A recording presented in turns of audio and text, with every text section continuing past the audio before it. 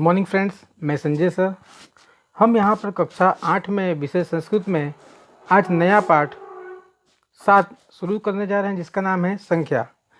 दोस्तों, पाठ का नाम संख्या है, इसलिए आइए हम संस्कृत में संख्याओं का परिचय प्राप्त करें कि किस तरह से 1 से 100 तक गिनती संस्कृत में किस तरह से होती है। पहले हम उसका परिचय प्राप्त करेंगे, क्योंकि जो हमारा पाठ है वो संख्या के आधार पर ही दिया गया है। तो बिना हमें संख्या की संस्कृत में जानकारी बिना हम इस पाठ को अच्छी तरह से समझ सकते नहीं है। तो आइए पहले हम संख्याओं का परिचय प्राप्त करें संस्कृत में। देखिए बच्चों, यहाँ पर संख्या दी गई है। एक, हिंदी में से एक कहते हैं, संस्कृत में एकम, 2 को द्वे, 3 को त्रीणी, 4 को चत्वारी, 5 को पंच, 6 को षट, 7 को सप्त, 8 को अष्ट, 9 को नव, 10 को 10। इस तरह 1 से 10 में संस्कृत में क्या कहते हैं वो हमने परिचय प्राप्त किया। आइए बात करते हैं 11 से 20। देखिए, 11 को कहते हैं एकादश, 12 को कहते हैं द्वादश, 13 को कहते हैं त्रयोदश, 14 को चतुर्दश, 15 को पंचदश, 16 को षोडश, 17 को सप्तदश, 18 को अष्टादश, 19 को नवदश और 20 को विसंति। उसी प्रकार से 21 को एकविंशति, 22 को द्वाविंशति, 23 को त्रयोविंशति, 24 को चतुर्विंशति, 25 को पंचविंशति, 26 को षड्विंशति, 27 को सप्तविंशति, 28 को अष्टाविंशति, 29 को नवविंशति, 30 को त्रिशतः, 31 को एकत्रिशतः, 32 को द्वात्रिशतः, 33 को त्रयत्रिशतः, 34 को चतुर्त्रिशतः, 35 को पंचत्रिशतः, 36 को षट्त्रिशतः, 37 को सप्तत्रिशतः, 38 को अष्टात्रिशतः, 39 को नवत्रिशतः और 40 को कहते हैं चत्वारिशतः। 41 को कहते हैं एकचत्वारिशतः, 42 को कहेंगे द्विचत्वारिशतः, 43 को त्रिचत्वारिशतः, 44 को चतुश्चत्वारिशतः, 45 को पंचचत्वारिशतः, 46 को षट्चत्वारिशतः, 47 को सप्तचत्वारिशतः, 48 को अष्टचत्वारिशतः, 49 को नवचत्वारिशतः और 50 को कहते हैं दोस्तों पंचाशतः। 51 को कहते हैं एकपंचाशतः, 52 को कहेंगे द्विपंचाशतः, 53 को कहेंगे त्रिपंचाशतः, 54 को कहेंगे चतुपंचाशतः, 55 को कहेंगे पंचपंचाशतः, 56 को कहेंगे षट्पंचाशतः, 57 को कहेंगे सप्तपंचाशतः, 58 को कहेंगे अष्टपंचाशतः, 59 को कहेंगे नवपंचाशतः और 60 को कहेंगे षष्ठी। उसी प्रकार से 61 को कहेंगे एकषष्ठी, 62 को कहेंगे द्विषष्ठी, 63 को त्रिषष्ठी, 64 को चतुष्षष्ठी, 65 को पंचषष्ठी, 66 को षट्षष्ठी, 67 को सप्तषष्ठी, 68 को अष्टषष्ठी, 69 को नवषष्ठी और 70 को कहेंगे सप्तति दोस्तों। 71 को कहेंगे एक सप्तति, 72 को कहेंगे द्विसप्तति, 73 को कहेंगे त्रिसप्तति, 74 को कहेंगे चतुर्सप्तति, 75 को कहेंगे पंच सप्तति, 76 को कहेंगे षट सप्तति, 77 को कहेंगे सप्त सप्तति, 78 को कहेंगे अष्ट सप्तति और 79 को कहेंगे नव सप्तति और 80 को कहेंगे अशीति। 81 को कहेंगे एकाशीति, 82 को द्वैशीति, 83 को त्रयशीति, 84 को चतुर्शीति, 85 को पंचाशीति, 86 को षड्शीति, 87 को सप्ताशीति, 88 को अष्टाशीति, 89 को नवाशीति और 90 को कहेंगे नवति। 91 को कहेंगे एकनवति, 92 को द्विनवति, 93 को त्रिनवति, 94 को चतुर्नवति, 95 को पंचनवति, 96 को षष्ठनवति, 97 को सप्तनवति, 98 को अष्टनवति, 99 को नवनवति और 100 को कहेंगे दोस्तों शतम। इस तरह हमने यहाँ पर 1 से लेकर 100 तक संस्कृत में संख्याओं का परिचय दोस्तों प्राप्त किया। आइए हम आगे बढ़ते हैं पाठ के अंदर। देखिए, यहाँ पर पाठ दिया गया है। सुरेश और रमेश के बीच में जो बातचीत हुई है, जो संवाद हुआ है, उस संवादिका के रूप में यहाँ पर इस पाठ को दिया गया है। तो आइए देखते हैं। अहो रमेश, अरे रमेश, अहो का मतलब होता है अरे। रमेश का मतलब रमेश कुत्र यानी कहाँ, गच्छति का मतलब जा रहे हो, अरे रमेश कहाँ जा रहे हो। रमेश कहता है आपणम गच्छामि, आपणम का मतलब होता है बाजार, आपणम का मतलब दोस्तों क्या होता है, बाजार। गच्छामि का मतलब जा रहा हूँ, यानी कि इसका मतलब होगा, रमेश कहता है बाजार जा रहा हूँ। सुरेश कहता है अहम अपि आगच्छामि, अहम यानी मैं, अपि यानी कि भी, आगच्छामि का मतलब होता है आ रहा हूँ, मैं भी आ रहा हूँ। रमेश कहता है भवान किम क्रेतुम इच्छामि, भवान का मतलब आप, किम का मतलब होता है क्या, क्रेतुम का मतलब होता है खरीदना, इच्छति का मतलब चाहते हो, आप क्या खरीदना चाहते हो। सुरेश कहता है अहम फलानी केतुम इच्छामि, अहम का मतलब होता है मैं, फलानी का मतलब होता है फल, क्रेतुम का मतलब होता है खरीदना, इच्छामि का मतलब चाहता हूँ, यानी कि मैं फल खरीदना चाहता हूँ।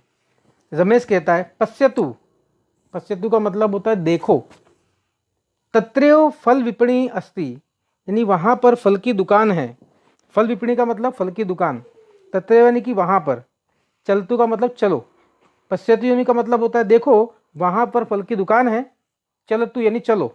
आगे देखते हैं। सुरेश कहता है पंचम्या विपण्या पकवानी फलानी संति, यानी मुझे 5 प्रकार के पके हुए फल चाहिए। रमेश कहता है भद्र, ठीक है, भद्र का मतलब होता है ठीक है। आम्र फलानम कियत मूल्यम, आम्र फलाना का मतलब होता है आम के फल, कियत का मतलब कितना, मूल्य का मतलब दाम, तो आम के फल का क्या दाम है।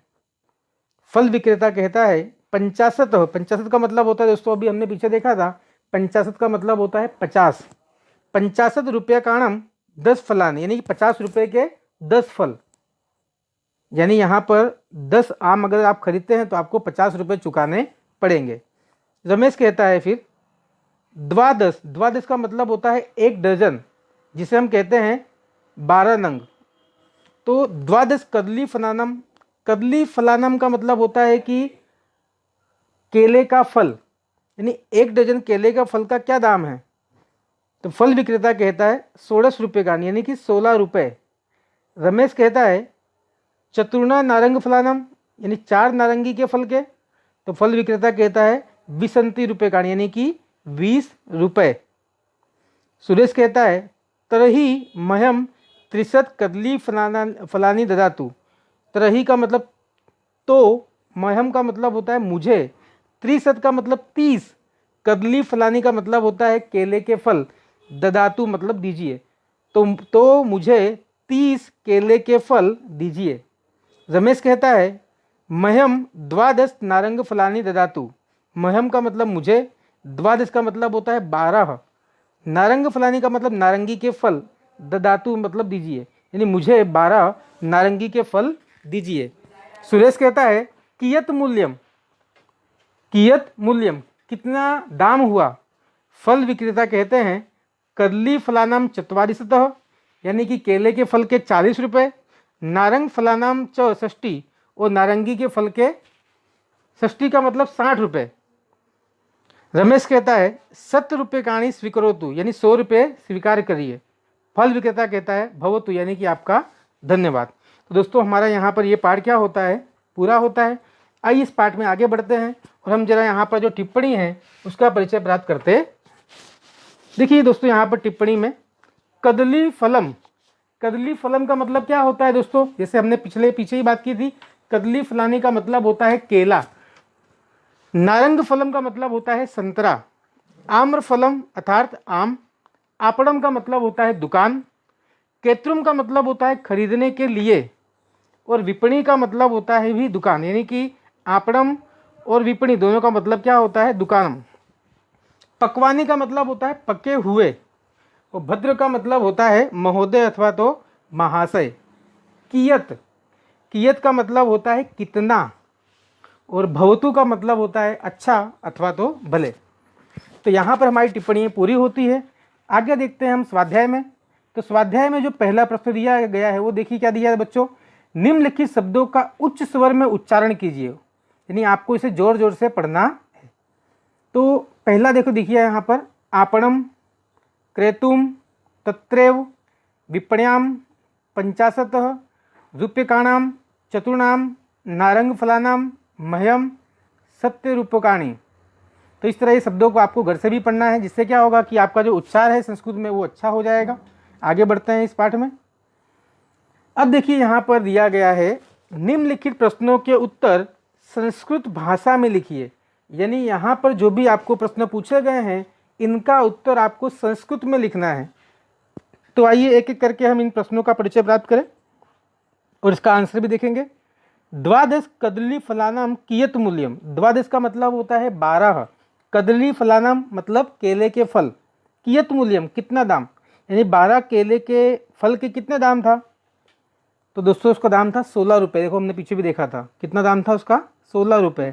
तो 16 को अंग्रेजी में क्या, उसमें संस्कृत में क्या कहते हैं, सोडस, बराबर रुपये को कहते हैं रुपयकाणी। तो इसका उत्तर इस प्रकार होगा कि द्वादश कदली फलानाम, द्वादश कदली फलानाम षोडश रुपयकाणी मूल्यम। यानी आपको इतना पहले लिख देना है, उसके बाद में लिखना है षोडश रुपयकाणी और लास्ट में लिखना है मूल्यम। आपका उत्तर क्या होता है यहाँ दोस्तों, पूरा हो जाता है। उसके बाद में है दूसरा, कति नारंग फलानाम मूल्यम विसंति रुपयकाणी। कति का मतलब कितने, कितने नारंगी के फल के मूल्य, विसंति रुपयकाणी यानी कितने नारंगी के फल आप खरीदते हैं तो उसका मूल्य 20 रुपया होगा। तो उसमें दोस्तों क्या आएगा, इसका उत्तर आएगा 4। 4 को हम कहते हैं चतुर्णा। 4 को हम क्या कहते हैं दोस्तों, चतुर्णा कहते हैं। तो यहाँ पर हमको कुछ करना नहीं है, यहाँ पर हमें सिर्फ जो ये कति लिखा हुआ है इस कति को हटाकर वहाँ पे हमें कर देना है चतुर्णा। वहाँ पे हम क्या करेंगे दोस्तों, चतुर्णा कर देंगे और बाकी जो वाक्य है वैसे का वैसा ही रहेगा और पीछे से प्रश्नाचिन्ह हट जाएगा। यानी उत्तर क्या बनेगा, चतुर्णा नारंग फलानाम मूल्यम विसंति रुपयकाणी और प्रश्नाचिन्ह हट जाएगा, वहाँ पर फुल स्टॉप आ जाएगा। तीसरा देखते हैं दोस्तों, कह फल विक्रेते 7 रुपयकाणी ददाति, यानी कि फल विक्रेता को 100 रुपये कौन देता है। तो देखिए यहाँ पे रमेश देते हैं दोस्तों। तो यहाँ पे भी हमें ऐसे ही करना है, यहाँ पे जो कह लिखा है इसे निकाल देना है और उसके बदले में लिख देना है रमेश। क्या लिखेंगे यहाँ पर, कह के बदले में रमेश। तो उत्तर क्या बनेगा, रमेश फल विक्रेते 7 रुपयकाणी ददाति और यहाँ पर प्रश्नाचिन्ह के बदले यहाँ पर पूर्ण विराम यानी फुल स्टॉप आ जाएगा। प्रश्न नंबर 4, रमेश कति नारंग फलानी क्रीड़ाती। तो रमेश ने कितने नारंगी के फल खरीदे थे। तो दोस्तों कितने खरीदे थे उसने, 12 खरीदे थे। उस 12 खरीदने के लिए इसने 60 रुपये चुकाए भी थे क्योंकि 5 रुपये की एक नारंगी थी। तो यहाँ पे क्या होगा दोस्तों, तो यहाँ पर देखिए जो ये कति दिया है इस कति को हमें निकाल देना है और वहाँ पर लिखना है द्वादश। तो उत्तर क्या बनेगा, रमेश द्वादश नारंग फलानी क्रीड़ाती और यहाँ पर प्रश्नाचिन्ह निकाल कर फुल स्टॉप कर देना है दोस्तों। नंबर 5 है, 30 कदली फलानम कियत मूल्य, मीन 30 केले के फल का कितना मूल्य होगा। तो दोस्तों यहाँ पर हमें लिखना, देखिए 30 कदली फलानम मूल्यम, यहाँ पे कियत क्या करना है, निकाल देना है। तो बचेगा क्या, 30 कदली फलानाम मूल्यम इतना लिख देना है, प्रश्नाचिन्ह निकाल कर उसके आगे लिखना है 44 रुपयकाणी। क्या लिखेंगे दोस्तों, 44 रुपयकाणी, यानी कि उत्तर बनेगा 30 कदली फलानाम मूल्यम 44 रुपयकाणी फुल स्टॉप। तो यहाँ पे हमारा प्रश्न नंबर 2 पूरा हुआ। आइए प्रश्न नंबर 3 देखते हैं, शब्द को सही अंक के साथ मिलाइए। तो आपकी किताब में दिया गया ही दोस्तों गिनती दी संस्कृत की, आप इसे ढूंढ कर भी लिख सकते हैं। तो आइए देखते हैं जरा।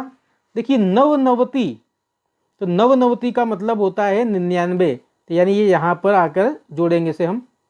फिर षट सप्तति, षट सप्तति, षट का मतलब यानी 6 होता है, सप्तति का मतलब 7 आगे होगा, इसका मतलब होगा 76। तो ये यहाँ पे आकर यहाँ से जुड़ेगा। फिर देखिए 9 चत्वारिशतः, 9 चत्वारिशतः का मतलब 9 आगे दिया है, चत्वार यानी 4, तो 4 आगे होगा 9 पीछे होगा, तो कौन सा संख्या है वो, तो वो है 49 दोस्तों। क्या है वो, 49 है। तो ये देखिए 9 चत्वारिशतः ये रहा यहाँ पर, इसको हम जोड़ देंगे। उसके बाद में एकाशीति, एकाशीति, सिति यानी कि वो 80 के लिए आता है और एक का मतलब 81, एक यानी कि 81 बनेगा। तो 80 में एक जोड़ेंगे तो 81। देखिए एकाशीति यहाँ पर लास्ट में दिया है, देख रहे हैं आप 81 नंबर दिया हुआ है, उसे हम जोड़ देंगे। और लास्ट में बचता है स्वर्णवती, तो वो एक लास्ट में बचता है, इसका नाम है 96। तो हम इसको लास्ट वाले 5वें को 96 से जोड़ देंगे। ओके, तो यहाँ पर हमारा प्रश्न नंबर 3 भी क्या होता है दोस्तों, पूरा होता है। आइए आगे बढ़ते हैं। अब यहाँ पे दी गई है खाली जगह। खाली जगह कदली फलानाम चतुर्तिशत रूप्यकाणि, कितने केले के चतुर्तिशत रुपये यानी कि इतने रुपए होते हैं, तो उसमें आएगा द्वादश कदली फलानाम। क्या आएगा वहाँ पर?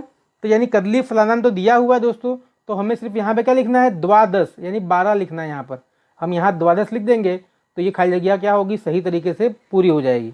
फिर पंचदाड़ीमाना मूल्यम, पंचदाड़ीमाना मूल्यम। तो दोस्तों यहाँ पर देखिए दूसरा है पंचदाड़ीमानाम मूल्यम खाली जगह रूप्यकाणि। देखो अब देखिए यहाँ पर दाड़िम फलानी, दाड़िम का मतलब होता है दाड़म बोलते हैं जो उसको हम अनार कहते हैं हिंदी में। कितना मूल्य है? 44। बराबर। तो इसमें इसका उत्तर क्या आएगा दोस्तों? यहाँ पर उत्तर आएगा 44।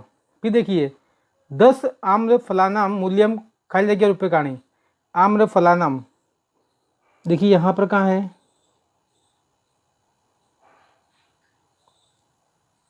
चतुर्विशति आम फलानी। देखिए 100 रुपये दिए हैं तो इसका कितना होगा? 50 रुपये होंगे। कितने होंगे? क्योंकि देखिए तो यहाँ पर 10 आम्र फलानाम मूल्यम होगा 50 रूप्यकाणि। कितने रुपये होंगे? 50 रुपये। क्योंकि हमने देखिए पाठ में यहाँ पे देखा था कि देखिए आम्र फलानाम कियत मूल्यम, तो 50 रुपये कारण 10 फलानी, यानी यहाँ पर 10 आम्र फलानाम मूल्यम कितना होगा? तो यहाँ पर आएगा 50, यानी 50 को जो संस्कृत में लिखते हैं 50, वो यहाँ पर हमें लिखना है। अब उसके बारे में देखिए यहाँ पर ख दिया गया है और कहा गया है प्रश्न 4 में दिए गए कोष्टक। प्रश्न 4 देखिए आपके पीछे यहाँ कोष्टक दिया गया है, यहाँ पर ये आप देख सकते हैं कोष्टक। तो प्रश्न 4 के कोष्टक के आधार पर आपको कहना है कि नीचे के वाक्य सही है या गलत है। यानी जो कोष्टक यहाँ पे दिया है अगर वाक्य सही है तो आपको सही लिखना है, अगर वाक्य गलत है तो यहाँ पे आपको कोष्टक में गलत लिखना है। तो 10 सेव फलानाम मूल्यम 98 रूप्यकाणि। देखिए यहाँ पर 10 सेव फलानाम मूल्यम 98 रूप्यकाणि। सही बात है। देखिए 10 सेव फलानी मूल्यम कितना है? 98। सही बात है ये। तो यहाँ पे हम क्या लिखेंगे दोस्तों? यहाँ लिखेंगे हम लोग सही। दूसरा देखिए उपनेत्रस्य मूल्यम 50 रूप्यकाणि। तो देखते हैं उपनेत्रम का मतलब 50 तो नहीं दोस्तों, यहाँ पे 75 है, तो ये गलत है। तो यहाँ पे हम क्या लिखेंगे? यहाँ लिखेंगे हम गलत, क्योंकि उपनेत्र का मतलब होता है चश्मा। चश्मे का मूल्य 75 रुपये था, 50 रुपये नहीं था, और यहाँ पे 50 लिखा है, तो ये क्या होगा? गलत होगा। फिर देखिए युत्कस्य मूल्यम 65 रूप्यकाणि। सही बात है, ये 65 है। सही बात है ये दोस्तों। तो यहाँ पे क्या आएगा? तो वो आएगा यहाँ पर सही, क्योंकि युक्तस्य का जो मूल्य था वो सचमुच में 65 रुपये ही था। अब इसका तो हमने परिचय प्राप्त दोस्तों कर ही लिया है। आगे देखते हैं। फिर देखिए कोष्टक के आधार पर नीचे दिए गए प्रश्नों के उत्तर लिखिए। तो ये जो कोष्टक दिया है देखिए, द्वादश कदली फलानाम 35 रुपये, पंचदाड़िम फलानी 40 रुपये, 10 सेब फलानी 98 रुपये, द्राक्षा फलानी 46 रुपये, चतुर्विशंति आम्र फलानी 100 रुपये, उपनेत्रम 75 रुपये, कर्तरी 46 रुपये, तालम 60 रुपये, घटह 80 रुपये और युतकम 65 रुपये। तो इस तरह से हमें क्या करना है? नीचे जो प्रश्न दिए गए दोस्तों इसका हमें उत्तर देना है। तो आइए देखते हैं इसके प्रश्नों के बारे में। देखिए लिखा है कस्य मूल्यम 75 रूप्यकाणि अस्ति, यानी किसका मूल्य 75 बराबर यानी कि 75 रुपये है। किसका मूल्य 75 रुपये है दोस्तों? यहाँ देखिए उपनेत्रम, तो यहाँ पे क्या आएगा? तो यहाँ पर आपको कस्य निकाल कर, कस्य के बदले में हमें लिख देना है उपनेत्रस्य। क्या लिखेंगे दोस्तों? यहाँ इसको हटाकर, यानी जो ये कस्य लिखा है इसको हटाकर हमें ये उपनेत्रम इसकी जगह पर लिख देना है, और पूरा वाक्य का वैसा ही रहेगा, और प्रश्नार्थ चिन्ह निकल जाएगा, और वहाँ पे क्या होगा? फुल स्टॉप आएगा। तो उत्तर बनेगा उपनेत्रस्य मूल्यम 75 रूप्यकाणि अस्ति। दूसरा है पंचदाड़ीमानां मूल्यम कति रूप्यकाणि अस्ति, यानी 5 दाड़िम, दाड़िम का मतलब अनार, 5 अनार के जो फल हैं उसका मूल्य कितना रुपया होगा? तो देखिए 5 अनार के फल यानी पंच दाड़िम फलानी कितने हैं 40 रुपये। तो यहाँ पे क्या होगा, जो कती लिखा है आप देख सकते हैं दोस्तों, यहाँ पे जो कती लिखा है उस कती को निकाल कर हम क्या करेंगे, वहाँ पर 40 को जो संस्कृत में कहते हैं चत्वारिशतः, तो हम यहाँ पे कती के बदले लिख देंगे चत्वारिशतः और पूरा वाक्य वैसे का वैसा हमें रखना है। तो क्या उत्तर होगा, पंच दाड़ीमानां मूल्यम चत्वारिशतः रूप्यकाणि अस्ति, और फुल स्टॉप आ जाएगा यहाँ पर प्रश्न चिन्ह के बदले में। तीसरा है तालस्य मूल्यम कति रूप्यकाणि अस्ति। तालस्य देखिए यहाँ पे 60 रुपये यानी षष्ठी होता है। तो यहाँ पर क्या आएगा दोस्तों, ये जो तीसरे में जो कति दिया हुआ है, तीसरे में आप देख सकते हैं जो कति दिया है, कति का निकाल कर वहाँ पे हम क्या करेंगे, 60 को संस्कृत में लिखते हैं षष्ठी, तो हम यहाँ पर कर देंगे षष्ठी, यानी उत्तर क्या बनेगा, तालस्य मूल्यम षष्ठी रूप्यकाणि अस्ति, और यहाँ पर क्वेश्चन मार्क के बदले हो जाएगा फुल स्टॉप। आगे देखते हैं प्रश्न नंबर 4, षट् चत्वारिशतः रूप्यकाणि कस्य कस्य मूल्यम अस्ति। यानी कि षट् चत्वारिशतः यानी कि 46 रुपये किन किन वस्तुओं के मूल्य हैं। तो देखिए यहाँ पर आप लोग बॉक्स में द्राक्ष फलानी और कर्तरी इन दो के मूल्य 46 रुपये हैं। तो इसका उत्तर कैसे लिखेंगे हम लोग, तो ये 60 जो लिखा है वो वैसा का वैसा ही रहेगा, रूप्यकाणि भी वैसे का वैसा ही रहेगा, खाली जो ये कस्य कस्य लिखा है उसको निकाल कर हम क्या करेंगे, उसके बदले में द्राक्षा फलानी एवं कर्तरी। तो उत्तर क्या बनेगा, 60 रूप्यकाणि द्राक्षा फलानी एवं कर्तरी मूल्यम अस्ति। यानी इसमें जो कस्य कस्य 2 बार लिखा है इसको निकाल कर हमें उसके स्थान पर द्राक्षा फलानी एवं कर्तरी ये लिखकर वाक्य को वैसे का वैसा लिख देना है। यानी उत्तर बनेगा 60 रूप्यकाणि द्राक्षा फलानी एवं कर्तरी मूल्यम अस्ति। लास्ट में जो प्रश्न चिन्ह है उसे हटाकर हमें फुल स्टॉप कर देना है दोस्तों, इसको भूलना नहीं है। आगे देखते हैं। अब देखिए प्रश्न नंबर 5 दिया गया है, निम्नलिखित अंकों को संस्कृत अंकों और शब्दों में लिखिए। तो अब देखिए यहाँ पर तो अंग्रेजी अंक दिए हैं, तो उसे हमें शुद्ध हिंदी में लिखना है। 68 में किस लिखते हैं, 6 और 8, तो आपकी जो गिनती है उसमें दिया हुआ है। 68 को किस तरह लिखते हैं संस्कृत अंक में, और शब्दों में क्या लिखेंगे, तो 68 को कहते हैं अष्टषष्टि, 74 को कहते हैं चतुष्पस्ति, चतुसप्तति कहते हैं, माफ़ कीजिएगा दोस्तों, 74 को संस्कृत में कहते हैं चतुसप्तति, 100 को कहते हैं शतम, 88 को कहते हैं अष्टाशीति, और 57 को कहते हैं सप्तपंचाशत। एक बार फिर से बोलता हूँ, 68 को कहेंगे अष्टषष्टि, 74 को कहेंगे चतुसप्तति, 100 को कहेंगे शतम, 88 को कहेंगे अष्टाशीति, और 57 को कहेंगे सप्तपंचाशत। आगे देखते हैं। अब देखिए दोस्तों यहाँ पर कोष्टक पूर्ण कीजिए। आप कोष्टक को ध्यान से देखिए, कुछ जगह पर ऐसा है कि जहाँ पर अंक लिखने बाकी हैं सामने शब्द दिए हैं, कुछ जगह पे शब्द अंक लिखे हैं तो शब्द लिखने बाकी है, यानी कि उसे क्या कहते हैं शब्द में वो लिखना बाकी है। देखिए यहाँ पर शब्द में दिया तो यहाँ पे अंक बाकी है, यहाँ पे अंक में दिया तो यहाँ पर शब्द बाकी है। तो देखिए यहाँ पर द्विषष्टि, द्विषष्टि को क्या कहते हैं हिंदी और संस्कृत में, तो दोस्तों यहाँ पे आएगा 62, यानी 6 और 2 आपको यहाँ लिखना है। फिर देखिए 8 और 7 यानी 87, इसे क्या कहते हैं संस्कृत में, इसे कहते हैं सप्ताशीति। फिर देखिए द्विनवति, द्विनवति को अंकों में क्या कहते हैं संस्कृत में, तो कहते हैं 92, यानी यहाँ पर 92 लिखेंगे। 56 को क्या कहते हैं संस्कृत में, तो कहते हैं षड्पंचाशतः। फिर देखिए सप्तत्रिशतः, इसे क्या कहते हैं अंकों में संस्कृत में, इसे कहते हैं 37। फिर देखिए यहाँ पर दिया है 82, 82 को संस्कृत में शब्दों में क्या कहेंगे, तो उसे कहेंगे द्वयशीति। क्या कहेंगे इसको, द्वयशीति, यानी 82 को संस्कृत में कहते हैं द्वयशीति। फिर देखिए यहाँ पर त्रिपंचाशतः लिखा है, तो इसे संस्कृत में कहते हैं 53। फिर यहाँ देखिए दोस्तों 83 लिखा है, 83 को संस्कृत में कहते हैं त्रयशीति। फिर यहाँ पर देखिए लिखा है पंचचत्वारिशतः, इसका मतलब संस्कृत में इसको अंक में कहते हैं 45। फिर यहाँ देखिए लिखा है 88, 88 को संस्कृत में कहते हैं अष्टाशीति। तो दोस्तों हमारा यहाँ पे पाठ पूरा होता है। आशा है आपको पाठ अच्छी तरह से समझ में आ गया होगा। आपका बहुत बहुत धन्यवाद।